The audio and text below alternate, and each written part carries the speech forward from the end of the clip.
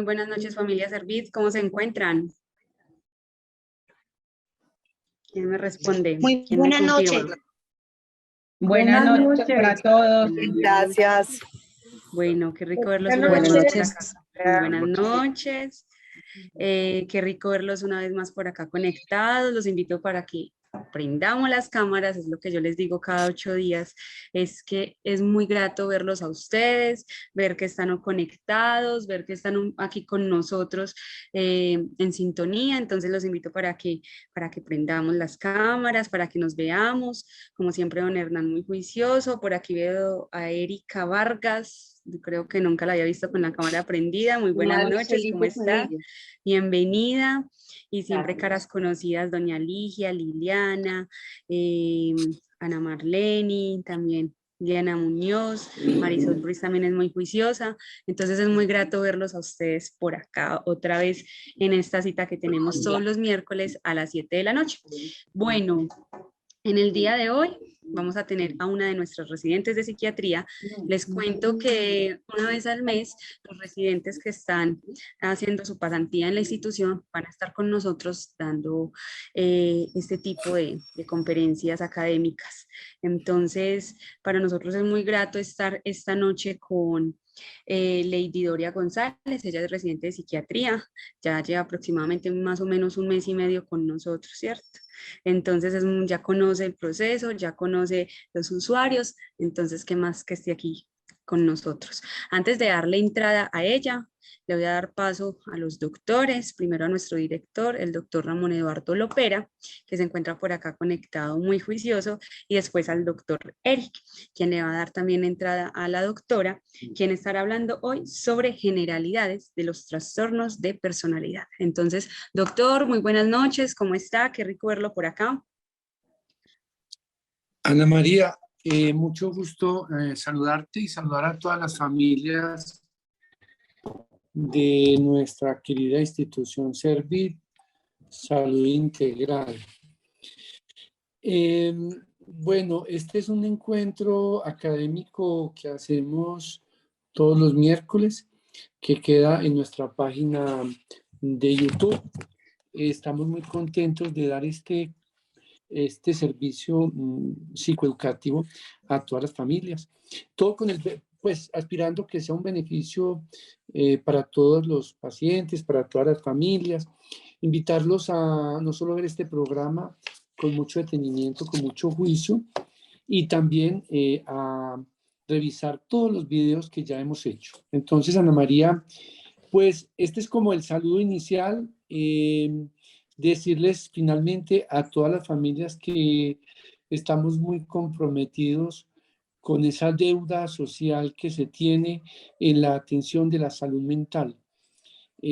Todo ser humano debe ser tratado como a todos, por igual, con buenas estrategias de atención, con mucho respeto, con mucha dignidad, porque nadie es exento de presentar alguna enfermedad o alguna condición clínica.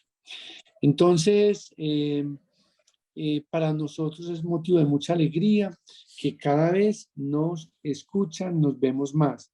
Ana, y finalmente, pues lo que hemos dicho siempre, que qué bueno para estos encuentros, a las familias tengan, ojalá hasta donde puedan, tener la cámara encendida, ojalá un poco más bien sentados, tengan lapicero y un cuadernito donde apuntar y que lo van a pasar muy bien.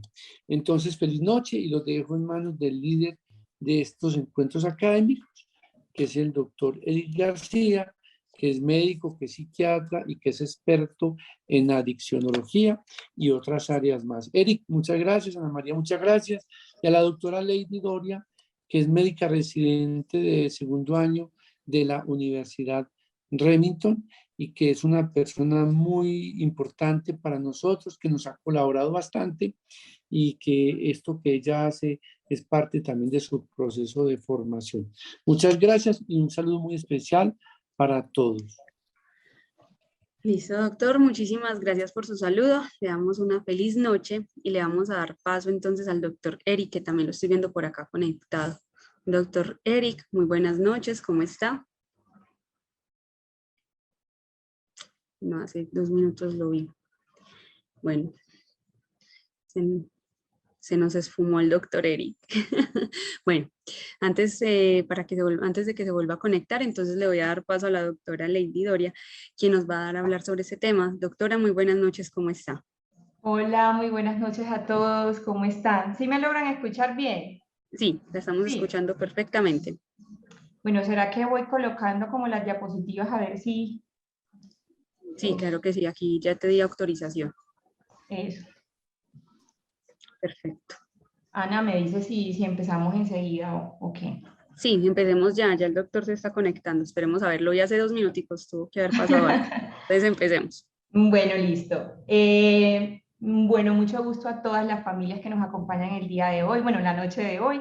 Mi nombre es Lady Doria, como ya me han presentado, yo soy residente de psiquiatría y hoy vamos a hablar sobre las generalidades de los trastornos de personalidad.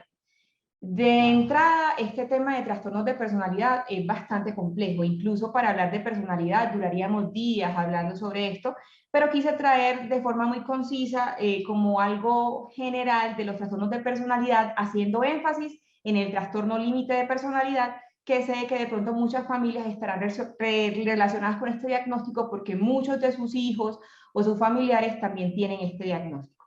Entonces, empezando con el tema, es muy importante definir qué es personalidad, de dónde proviene esta palabra. Y de hecho, la palabra personalidad se deriva etimológicamente del latín personam, que en siglos anteriores esta palabra en latín significaba las máscaras que utilizaban ciertas personas cuando hacían como actividades teatrales en la calle, ¿sí? Como en el ambiente social. Entonces, inicialmente esas máscaras se conocían como persona. Ya después con los años, esta palabra persona empieza a ser como referencia al aspecto externo o el rostro público por el cual eran conocidas las personas y ya luego fue evolucionando este término hasta llegar a las características que eran observadas en una persona normal. Existen varios tipos de definiciones de la personalidad, pero quisiera como hacer una definición muy enfática en decir que la personalidad es el comportamiento que nos hace únicos a todos los individuos. Ya definiciones más como amplias hablan de que son características profundamente arraigadas que se expresan en todas las áreas del funcionamiento del individuo. Existen muchas definiciones más. Unas que les traigo aquí es como que la personalidad es el aspecto visible del personaje, la impresión que damos a los demás. También otra definición es que son aspectos únicos, internos y externos, que son duraderos, que influyen en la conducta, en el comportamiento, en diferentes situaciones de la vida. Y también son patrones de percibir, de relacionarse y pensar acerca del medio y de uno mismo, que son, digamos que presentados en numerosos contextos sociales. La definición varía y de hecho existen muchas definiciones porque la ciencia, los médicos, incluso la filosofía o la astrología incluso, han intentado definir la personalidad a través de diferentes teorías. De hecho, en siglo antes de Cristo, los griegos empezaron a describir los tipos de temperamentos que habían, y en ese tiempo de Sócrates y esos siglos atrás definían la personalidad de las personas dependiendo de la cantidad de fluidos que tenía el individuo, por lo menos. Antes se decía que una persona que tenía mucha sangre en el cuerpo era definida como sanguíneo, ¿sí? Y estas personas eran las personas que eran alegres, enérgicas, vigorosas, con mucha energía. Las personas que tenían mucha flema en el cuerpo eran denominados flemáticos. Y estas eran las personas que se caracterizaban por ser flexibles, tranquilos, muy justos, incorruptibles. A diferencia de las personas que tenían mucha bilis. Las bilis negras eran las personas que eran muy melancólicas, inquietos, muy solitarios, muy reflexivos, inestables, y las que tenían bilis amarillas eran personas ambiciosas, individualistas, exigentes consigo mismo. Pero incluso a pesar de que esto fue hace muchos años antes, pues incluso antes de Cristo, este tipo de teoría en la filosofía y en la psicología actual también se sigue, digamos que utilizando para describir ciertos temperamentos. También diferentes ramas de la psicología han intentado describir cuál es el origen de la personalidad. De hecho, Freud, dentro de su rama psicoanalítica, trataba de explicar la personalidad como algo que se derivaba de las fuerzas del inconsciente. Y por eso, coloquialmente, dentro de las etapas de Freud se habla de que un individuo tiene que pasar por diferentes etapas, la oral, la anal, la fálica, la genital, entre otras, para poder conformarse o constituirse como individuo y generar su personalidad.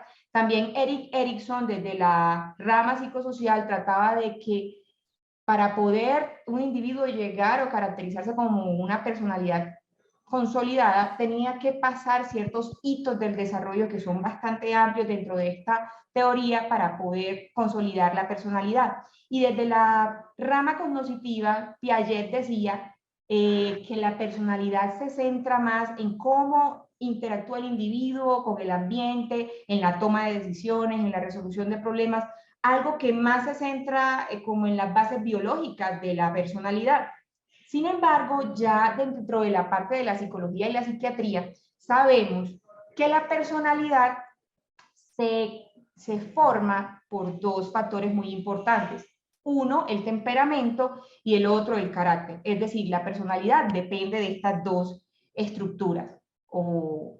Una que es el temperamento, que es definido como esa base genética que heredamos de los padres o de los familiares, ¿sí? Entonces quiere decir que la personalidad tiene una base genética. Por otro lado está el carácter. Y el carácter es lo que vamos adquiriendo a través de los años con el proceso de la socialización y el aprendizaje. Y esto me gusta explicarlo como un ejemplo.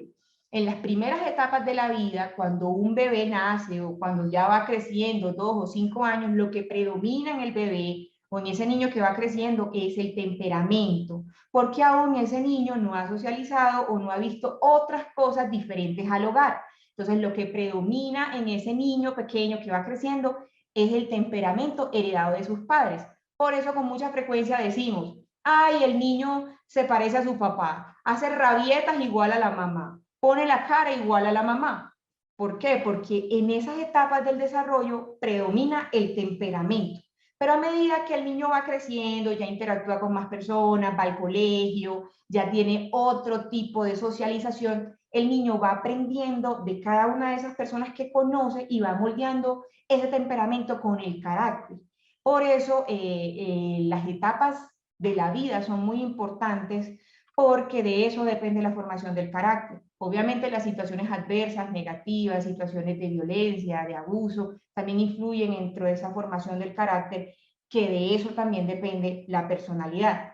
Y muchas veces, a pesar de que tenemos una base genética, el carácter es lo que moldea ese temperamento. Y ya con el tiempo, ya cuando ya pasa la mayoría de edad, son de 18 o 19 años los chicos, pues lo que vamos viendo más es cómo se parecen a ellos mismos, cómo es su carácter. Ya dejan de ser 100% esa figura genética o familiar que vimos en ese entorno en las primeras etapas de la vida y ya empieza a tomar más, digamos que, individualidad y su personalidad. Por eso los psiquiatras y los psicólogos no podemos hacer como digamos que un diagnóstico de personalidad antes de la mayoría de edad, porque todavía ese proceso de fortalecimiento del carácter y también del temperamento todavía no se ha formado y por eso no podemos hablar de una identidad o una personalidad ya constituida. Entonces, ya teniendo como esa base de dónde viene la personalidad y todas esas definiciones que le dije anteriormente, es muy complejo definir qué es una personalidad normal, porque lo que tenemos es un conjunto de rasgos que son o no son funcionales, son o no son adaptativos. Entonces, para poder hablar de una personalidad sana, hablamos de que para poder tener una personalidad adaptativa debe de ser flexible, debe de tener un funcionamiento autónomo, competente en diferentes áreas de la vida.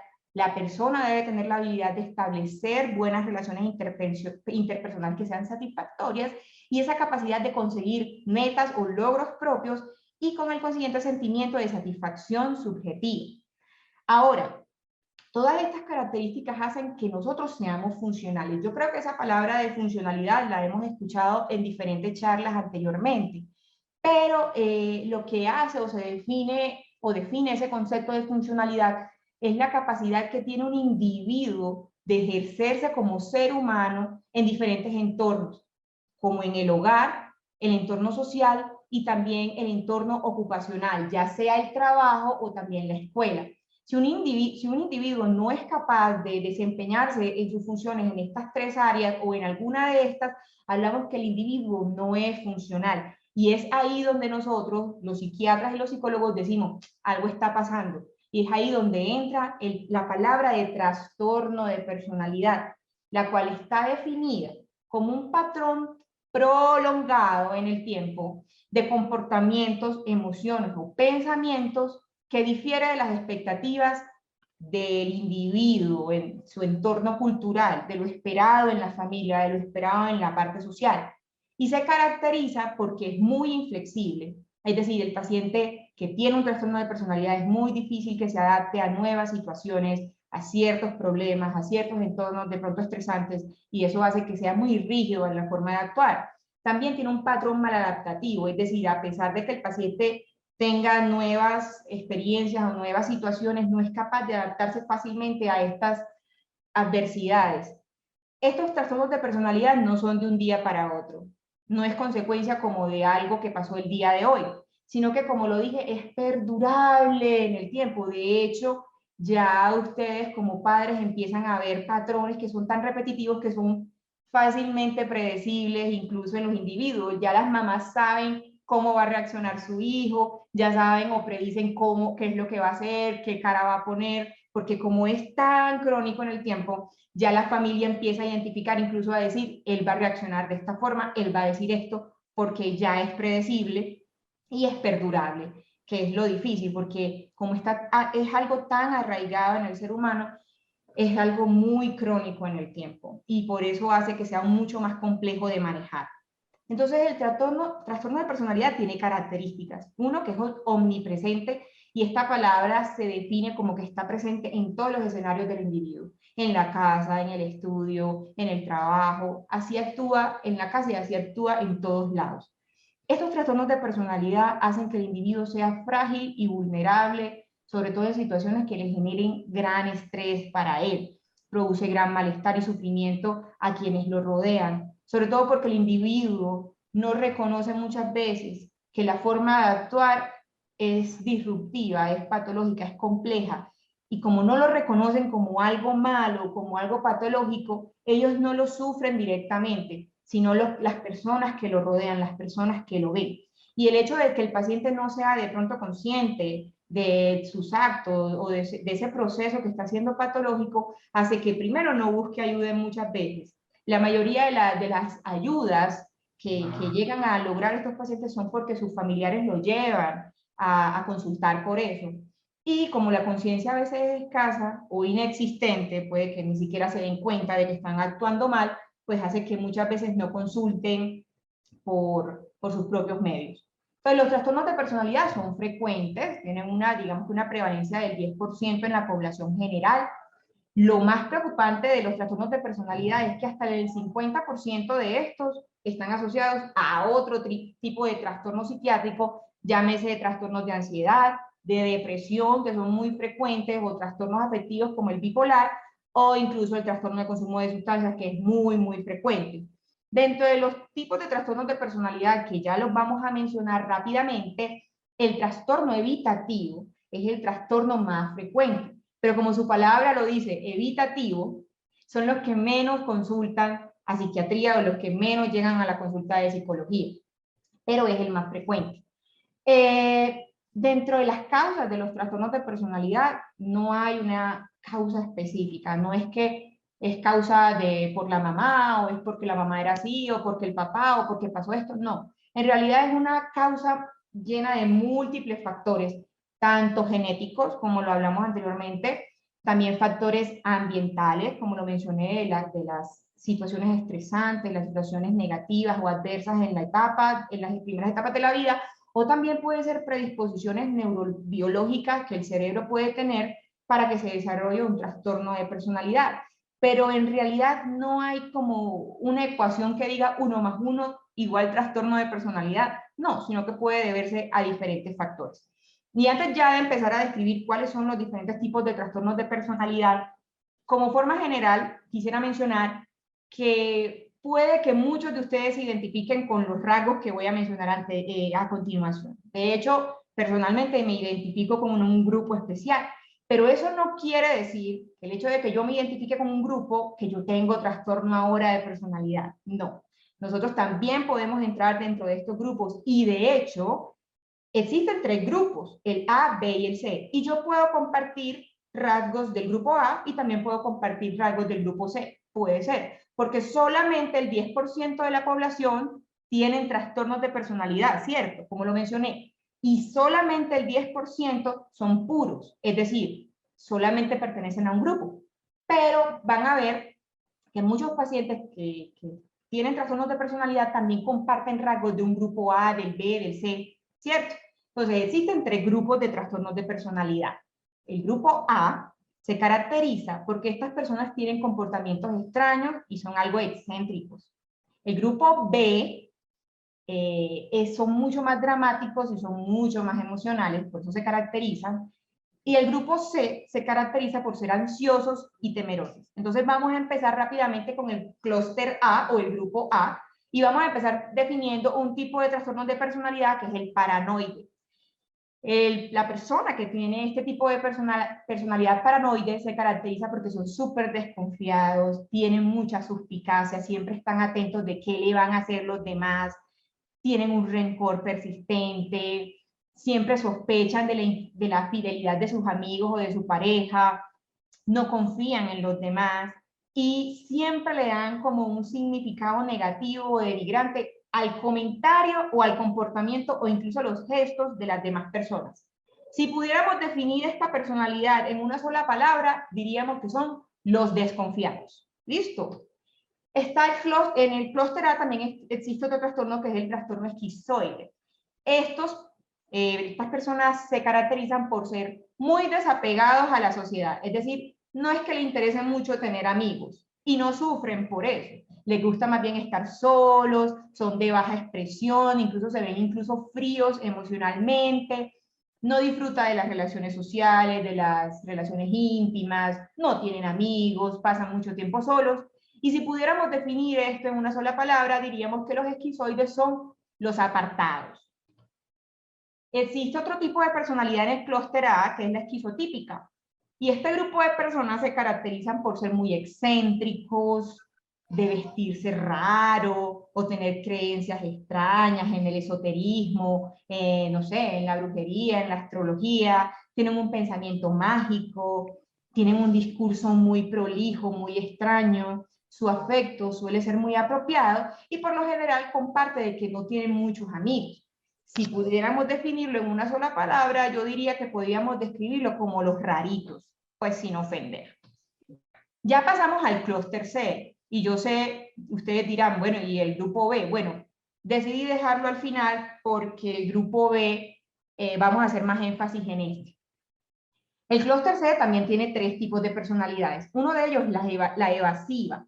Ellos se caracterizan por tener una inhibición social, es decir, temen a estar en el contacto con otro tipo de personas, pero a diferencia del esquizoide que hablé anteriormente, estos sí temen, o sea, ellos sí quieren socializar. El problema de socializar es que tienen miedo al que dirán los demás, porque sufren mucho por la evaluación de las demás personas. Temen a ser evaluados negativamente las demás personas, por eso evitan el contacto social.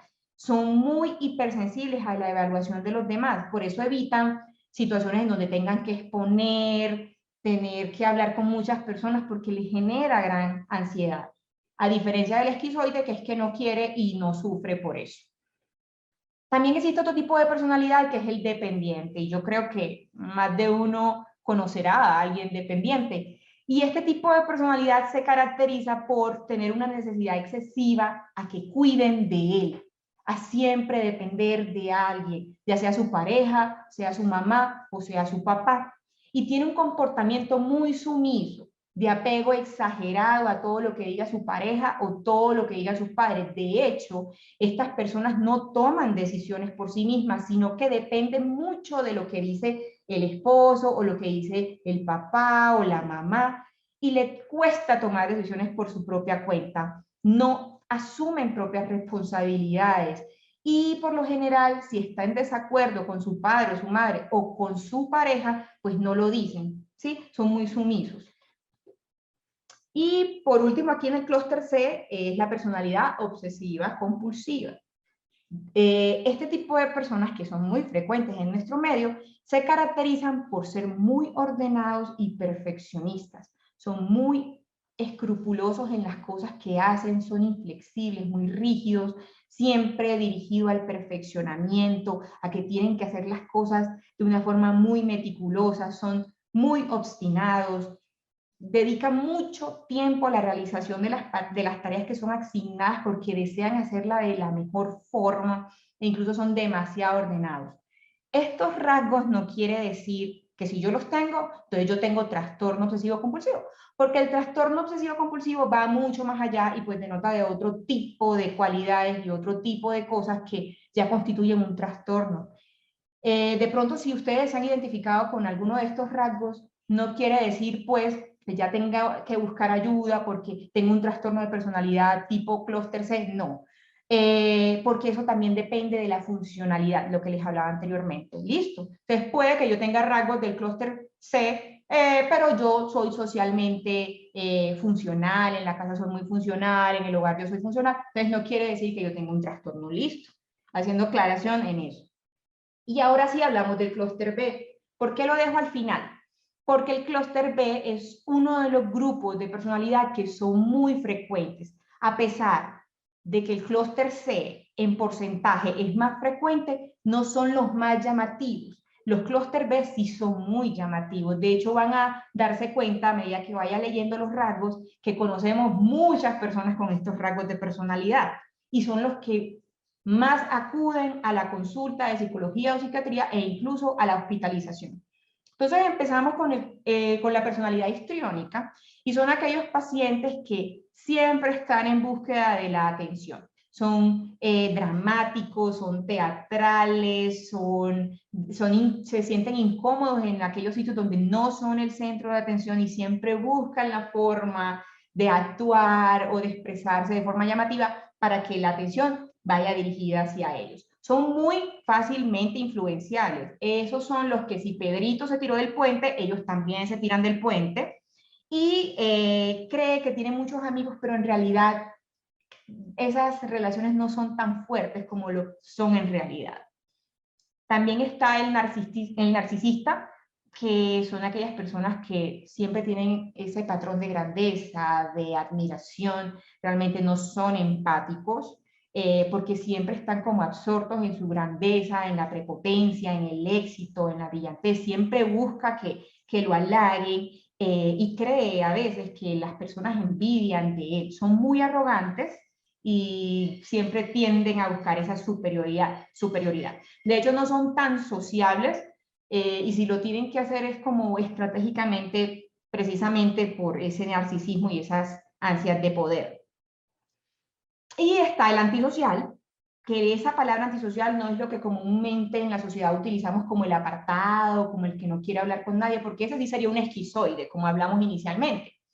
Pero el antisocial, fíjense, que es la persona que se caracteriza porque sus actos o todo lo que haga no le importa las consecuencias en futuro de esos actos.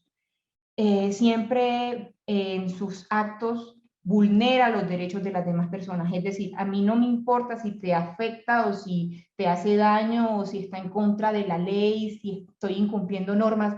A pesar de que ellos saben que están actuando mal, no les importa las consecuencias que puedan tener e incluso si están en contra de la ley. Siempre actúa con engaños, con mentiras, son impulsivos, no piensan en las consecuencias como lo he dicho, son agresivos, son irritables, son irresponsables en todas las actividades que llevan y lo más importante es que no tienen remordimiento. Estas personas, algunas personas de este tipo de personas antisociales son muy estrategas y muy manipuladoras. De hecho, suelen ser hasta inteligentes, porque para planear actos vandálicos o terroristas incluso, tienden a tener incluso mucha inteligencia dirigida frente a esos actos y manipulan a la gente de una forma extraordinaria. El antisocial sería como las personas que podemos ver en la cárcel o las personas delincuentes que son ladrones, pues ese tipo de actos puede estar relacionado con la personalidad antisocial, como puede que no. Y ya haciendo énfasis al último trastorno de personalidad, es el trastorno límite de la personalidad.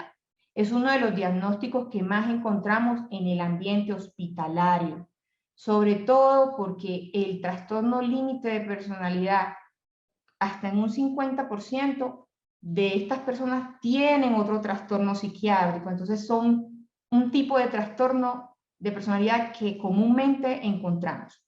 Este tipo de trastorno se caracteriza porque son muy inestables en las relaciones interpersonales.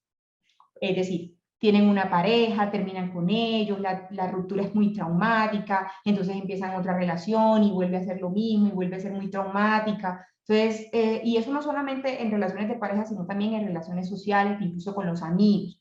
Son muy impulsivos, muchas veces ni siquiera pasa por su cabeza primero pensar, sino actúan inmediatamente. Tienen también muchos esfuerzos desesperados por evitar el desamparo de las amigas, de los amigos, de sus padres, de los novios, del esposo. Tienen una alteración en la autoimagen y el sentido del yo. Y esto se puede explicar porque los pacientes dicen que no son suficientes, que no valen nada, que ellos son unos inútiles, que no sirven para nada, se fijan mucho en las cosas negativas y puede que esa persona tenga buenos rasgos positivos, pero ellos no lo ven en ese momento, sino se fijan en esos pensamientos distorsionados de sí mismo.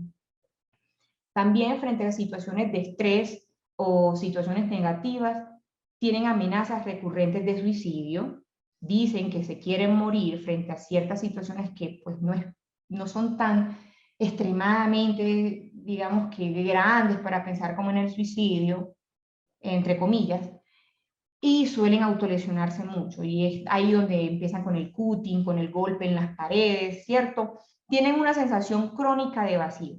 Es un sentimiento que a veces es difícil expresar para ellos, pero es como si nada fuera suficiente, como si la vida no valiera la pena, como si ellos no tuvieran motivos para vivir, no ven el sentido de la vida.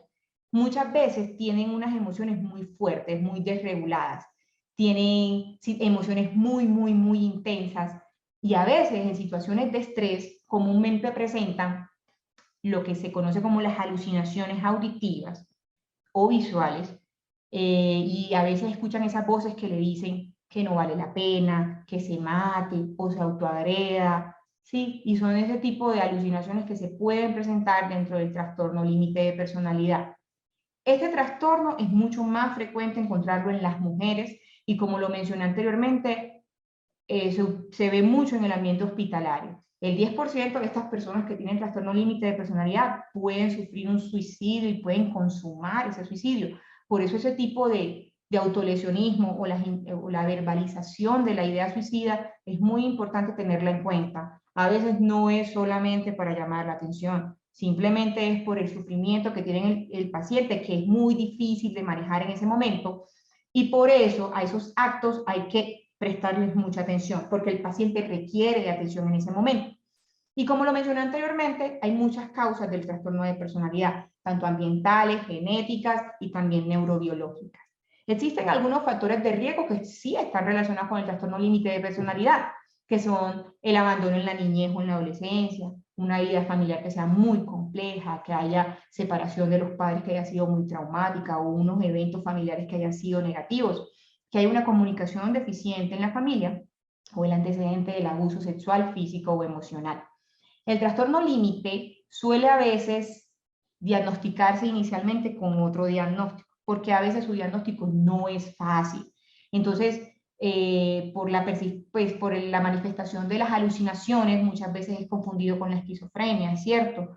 O muchas veces por esa desregulación emocional, dicen, bueno, tú eres bipolar, entonces lo manejan inicialmente como un bipolar, o incluso como un trastorno depresivo psicótico, aunque, como lo mencioné anteriormente, en un 50% de los pacientes con trastorno límite de personalidad tienen depresión. El curso es bastante crónico, se puede asociar al consumo de sustancias psicoactivas, a suicidio consumado, pero con el tiempo y con los años, a medida de que van avanzando los años, pueden disminuirse ese tipo de rasgos de personalidad y también, sobre todo, los actos autolesivos que con el tiempo tienden a disminuir. ¿Existe un examen que nos haga un diagnóstico de trastorno límite de personalidad? No. De hecho, el diagnóstico es muy difícil. En las primeras etapas de